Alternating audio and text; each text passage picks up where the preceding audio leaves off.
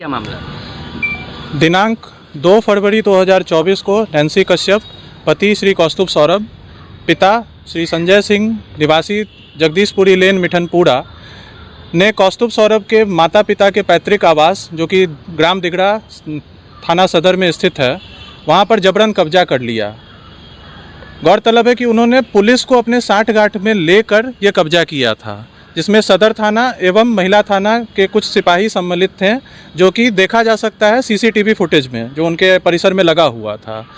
इसके तत्पश्चात मई के महीने में नैन्सी कश्यप द्वारा मुख्य न्यायिक दंडाधिकारी मुजफ्फरपुर के यहाँ एक डीवी कंप्लेन केस 2/2024 फाइल किया गया, जिसमें दोनों पक्ष को सुनते हुए न्यायालय ने 26 नवंबर 2024 को यह फैसला सुनाया कि जो कब्जा नैन्सी कश्यप द्वारा 2 फरवरी 2024 को किया गया है वह गैरकानूनी है और उन्हें वैकल्पिक व्यवस्था देने का आदेश पारित किया गया, जो कि कौस्तुभ सौरभ के खर्च पे उनको वहन करके रहने की व्यवस्था की गई थी।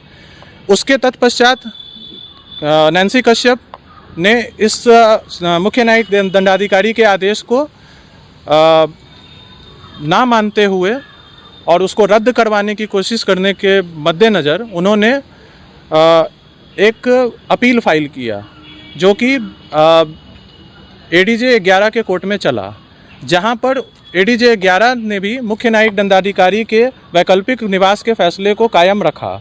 उसके तत्पश्चात नैन्सी कश्यप द्वारा हाईकोर्ट में एक क्रिमिनल रिवीजन फाइल किया गया, जिसमें माननीय उच्च न्यायालय पटना द्वारा उनको 28 दिन का समय दिया गया नैन्सी कश्यप को कि वो निवास को खाली करें, नहीं तो उनके खिलाफ कंटेम्प्ट ऑफ कोर्ट की कार्रवाई शुरू की जाएगी। इसके बाद नैन्सी कश्यप द्वारा इस माननीय उच्च न्यायालय पटना के आदेश को एक एसएलपी के द्वारा माननीय सर्वोच्च न्यायालय में चैलेंज किया गया, जिसमें माननीय उच्च न्यायालय की 2 पीठों की बेंच ने उस फैसले को कायम रखते हुए नैन्सी कश्यप को यह कहा कि वो निवास को 28 दिनों माननीय उच्च न्यायालय पटना द्वारा दिए गए 28 दिनों की अवधि के बीच में खाली करें, जो कि 14 अगस्त को ख़त्म होने वाली थी। आगे सवाल।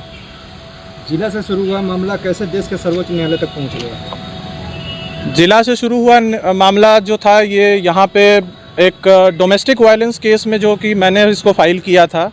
शुरू से ही इस केस को मैंने स्टडी किया। इसमें मुख्य न्यायिक दंडाधिकारी के कोर्ट से लेकर हाई कोर्ट तक और अंततः यह माननीय सर्वोच्च न्यायालय तक गया।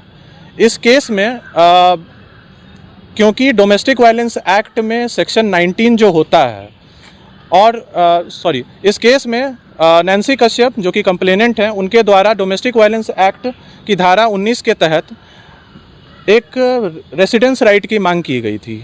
Residence right domestic violence act में एक अधिकार है जो महिलाओं को दिया गया है, लेकिन चूंकि यह फैसला गैर कानून जो 2 फरवरी 2024 को उनके द्वारा निवास में ज़बरदस्ती पुलिस को अपने पक्ष में लेकर जो कब्जा करके और पक्ष में लेकर जो मकान पे कब्जा किया गया था, उसे कोर्ट ने इलीगल ठहराते हुए उनको रेसिडेंस राइट देने से मना कर दिया, जो कि सेक्शन 19 में मेंशन्ड है। तो इस कारण से डोमेस्टिक वायलेंस एक्ट में जो ये प्रावधान है अल्टरनेट अकोमोडेशन का, इसकी जो व्याख्या है कि इसमें अगर कोई कब्जा कर लेता है, इस तरीके का मामला आज तक कभी भी कोर्ट के सामने नहीं आया था। इसीलिए जो निचली अदालतें थी उनके पास कोई क्लियर गाइडलाइंस नहीं थे। बहुतों बार पुलिस के पास कंप्लायंस का ऑर्डर भेजा गया, प्रोटेक्शन ऑफिसर के पास कंप्लायंस का ऑर्डर भेजा गया, इनफैक्ट एसपी के पास भी कंप्लायंस का ऑर्डर भेजा गया, लेकिन उस पर कोई कार्रवाई नहीं हो पाई, क्योंकि डोमेस्टिक वायलेंस एक्ट इस मामले पे वेग है कि कैसे एविक्शन का प्रोसेस स्टार्ट कराया जा सके। इसीलिए इस मामले को सेटल करने के लिए माननीय उच्च न्यायालय एवं पटना एवं माननीय सर्वोच्च न्यायालय तक जाकर इस पर क्लैरिटी लाने की आवश्यकता ज़रूरत पड़ी। अब जब सुप्रीम कोर्ट ने निर्णय दिया है, उसके बाद से अब तक मामले में क्या स्टेटस है? क्या कब्जा छोड़ दिया गया? क्या मकान को कब्जे से मुक्त करवाया जा चुका है? जी, दिनांक 14/8/2025 को कंप्लेनेंट जो डोमेस्टिक वायलेंस केस में जो कंप्लेनेंट है नैन्सी कश्यप द्वारा जो 28 दिन की अवधि पूरी होने पर उन्होंने उन्होंने आवास को खाली कर दिया 14 अगस्त को, और उन्होंने कोर्ट में एक पिटीशन भी दिया कि मैं इस आवास को खाली कर रही हूँ। मगर आवास खाली करने के बाद भी अभी तक उस आवास की चाबी जो है वो रिस्पोंडेंट यानी कि कौस्तुभ सौरभ या उनके परिवार को नहीं दी गई है, जिस कारण से अभी भी ये तनातनी चलती आ रही है। वो लोग बस हो गया, इससे ज़्यादा। इस तरह के मामले में कानून क्या कहता है? कानून ने डोमेस्टिक वायलेंस एक्ट महिलाओं के उत्थान के लिए बनाया है, मगर हमारा स्टैंड शुरू से यही था कि अगर Nancy Kashyap due process of law को मानते हुए अगर कोर्ट में आती और रेसिडेंस का अधिकार मांगती under section 19 of domestic violence act, तो उन्हें ज़रूर ये अधिकार मिलता।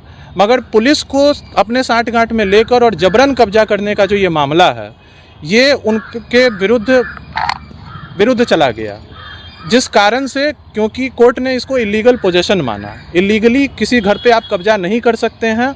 और गौरतलब है कि कोर्ट ने कई बार ये भी मेंशन किया कि ऐसा अगर वो आदेश पारित कर देते हैं कि बहू घर में जबरन कब्जा कर ले और वहाँ पे स्थित हो जाए और उस मकान को ना छोड़े और सास ससुर को इस तरीके से परेशान करे, जो कि सीनियर सिटीजन एक्ट के साथ पूरा कॉन्फ्लिक्ट में आता है ये डोमेस्टिक वायलेंस एक्ट। तो इस कारण से जो माँ बाप अपने बुढ़ापे की तरफ बढ़ रहे हैं, तो उनको उत्पीड़न होने से बचाने के लिए न्यायालय ने कहा कि जबरन कब्जा ये एक इलीगल चीज़ है।